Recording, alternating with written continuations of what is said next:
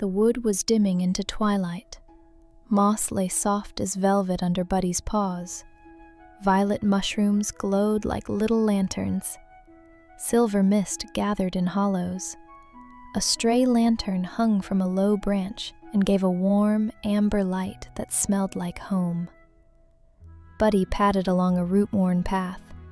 He sniffed the air and listened. The trees seemed to be listening too. A tiny flicker of gold caught his eye beneath a curled tree root. Buddy nudged the moss aside with a careful nose. A small fish lay in a shallow puddle, her scales bright as tiny coins. She turned and opened her mouth. "I am Gildle. My pond has lost its song. The stream is only a whisper now. I cannot find my way home." Buddy's heart gave a hopeful thump.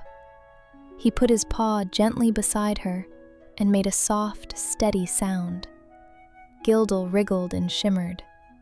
Buddy found a big leaf, cupped it like a little boat, and eased Gildle into it. The leaf rocked on the puddle. Buddy tucked the boat on his back and set off. They walked under arching ferns where bluebells made a world of soft shadows. The lantern light warmed Gildle's scales. Once the pond sang every night. Fish hummed and frogs clapped. The moonflower above it held a moonstone that kept the song flowing. One windy night, the moonstone rolled away and the water forgot how to sing.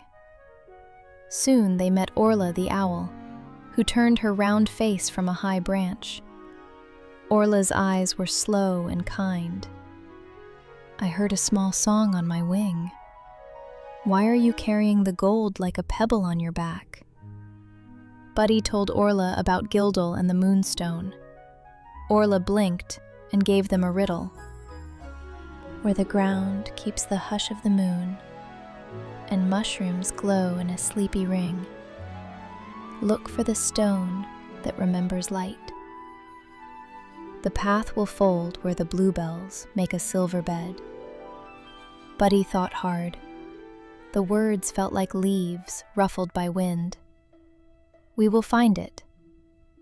Orla nodded and turned a slow, wise head toward the willow glade. Mira, a quick mouse with bright whiskers, scampered up to them at the bluebell shadows. She squeaked and showed a tiny path only small feet could find. "Follow where the cold dew clings. Tiptoe where the soil smells like rain." Her paws moved like quick notes. Buddy followed, careful and steady. Gild hummed a tiny tune that smelled like moonlight. They carried a small map Orla had drawn with a twig on bark. It showed a ring of glowing mushrooms and a hollow all tucked between roots. But the wind was mischievous.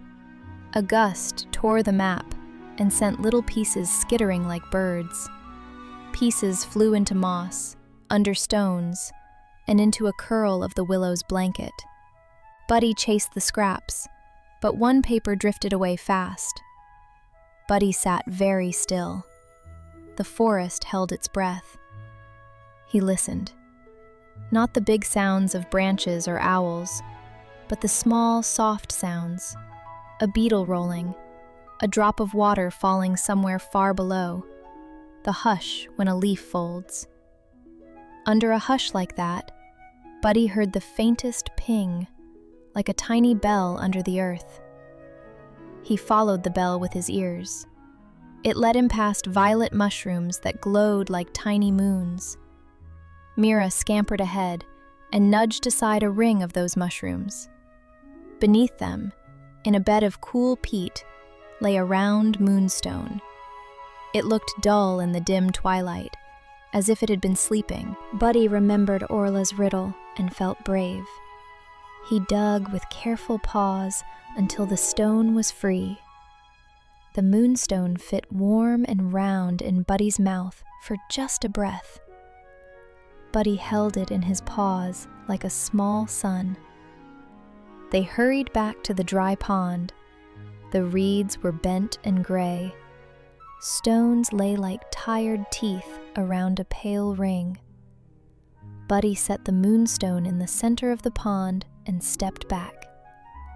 Gildle pressed her nose to the stone and sang a tiny silver song. The moonstone answered. A ribbon of light uncurled from it, thin and bright as a silk thread. The ribbon wound through the reeds and along the hollow. Water shivered and remembered how to move. It slipped, then flowed, then laughed in little ripples. Drops woke the stones. The pond filled slowly at first, then in a hurry, like a big smile that had come back. For a single heartbeat, the whole wood shimmered. Golden ripples splashed soft light on the willow's face. The mushrooms blinked. The lantern glowed brighter. The willow breathed a long, sleepy note that sounded like an old song. Fish flicked their tails and frogs clapped their hands. Gildle spun and spun, her coin-like scales catching the lantern in the moonstone light. She leaped once more into her pond and disappeared in a tiny shower of silver bubbles. Buddy watched until the bubbles twinkled away. Then, Gildle popped her head up and pushed a single scale toward him. It was warm and glowed like a small secret. "Keep this for your kind heart. It will remember me and the song." Buddy tucked the scale inside his collar. He felt a soft promise there. The forest seemed kinder than before. Stars looked like small breadcrumbs of light close to the trees. Every rustle felt like a thank you. A gentle willow hummed a slow tune as it settled into night. Orla blinked once and flew to her branch. Mira cleaned her whiskers and squeaked a happy note. Buddy lay down on the velvet moss, his red collar warm and his paws full of sleep. Small kindnesses can bring back the biggest songs, even when something feels quiet and far away. A listening heart can find the way to make it sing again.